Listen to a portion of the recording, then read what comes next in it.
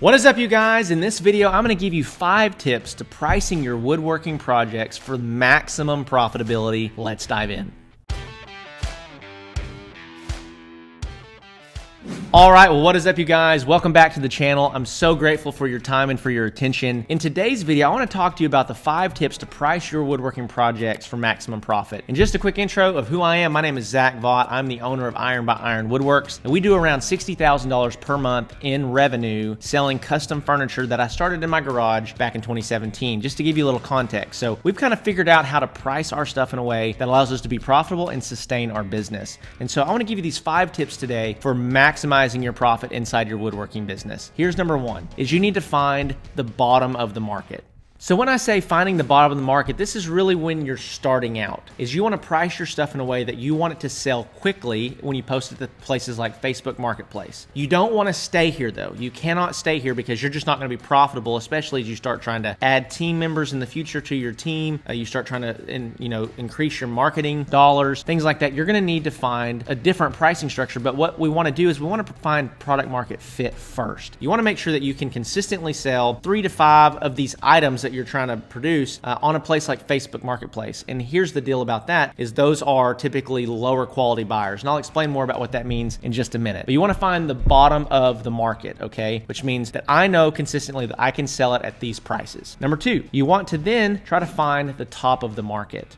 And so what is the most that I could charge for this type of product? And now this is really tricky because that leads me into my 3rd point, which is that you need to sell to a better audience. This is something that a lot of people miss along the way of trying to find maximum profitability inside of their business, because depending upon where you're trying to set up and sell your products, you're going to have higher or lower quality buyers. And what do I mean by that? Let me give you a quick story. When I first started my business back in 2017, we have a trade show that's a huge flea market style trade show about an hour from my house. And my master plan was I was going to create about $8,000 or $10,000 worth of furniture. I was going to load it all up on a trailer. I was going to go to this trade show. I was going to sell all of it and have 8 or 10 grand, and off to the races I was going to go. The reality is that I took it there to the trade show and sat there for 4 days and sold $250 worth of furniture. And I had to come to the realization of why this happened. I didn't understand it. I had beautiful stuff. I had some of the highest quality furniture there, but I was selling to the wrong audience. And what do I mean when I say I was selling to the wrong audience? What I mean is that people at that trade show, they were looking for bargains. They were looking for deals, and I wasn't offering a bargain or a deal. I had high quality furniture, but it was not discount. It wasn't like wholesale pricing. It wasn't like, man, I'm trying to just get rid of this stuff. And so what that ultimately ended up meaning was that I had to find a higher quality audience. And so I eventually figured out that by selling on Facebook and targeting who I was trying to sell to on Facebook a certain way, I was able to sell to a higher quality audience that made more income, had more discretionary income, and really cared about the look and customization of the furniture that they were trying to buy. That allowed me to find the top of the market for my products, and that's what you should try to do as well. So in order to do that, you have to find a higher quality audience. So number 4 is you need to decrease your material costs.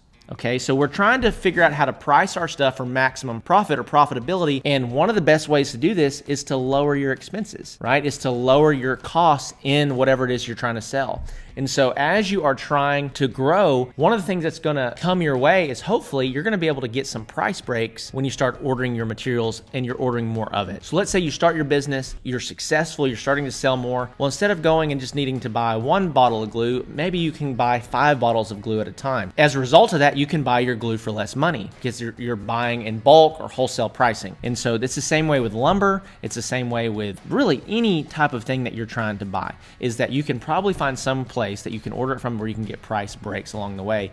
And if, let's say, you're selling $1,000 tables and your fixed cost in that table has been $300, if you get to where your fixed cost in that table is $200 and you're still selling the same $1,000 table, well, you just increase your profitability by 10%. And so that is a really easy way to increase your profitability. Okay, so number 5 is you need to increase your efficiency with your team or with yourself if you're the one that's making your stuff. And so a lot of times it's taking us way too long to get our projects done. And I find that woodworkers especially, you care about what you do. You want your stuff to look great. You want it to be beautiful. We tend to spend a little bit longer on stuff than we should. There's this principle called the principle of diminished returns. And basically what it states is that 95%, if something is done correctly, is done relatively quickly. And the last 5% of if that thing is perfect or not, we'll spend the same amount of time on that 5%, making sure it's perfect that we did on the first 95%. And that's kind of the principle of diminished returns, is that how can you then fight against that and remove wasting time on the projects that you have? Now, I'm not advocating low quality furniture or low quality products, but there are ways to improve the efficiency inside of your workshop. And so that can be with you or your team, and you got to find those ways to do that. And that will save you more money and ultimately increase your profitability. And then here's probably my favorite one, my favorite tip to price your woodworking projects for maximum profit. And it is to upsell and cross-sell so that you can increase your average order value. Now, this sounds super businessy, and you might be like, Zach, you got to break this down and explain it. Well,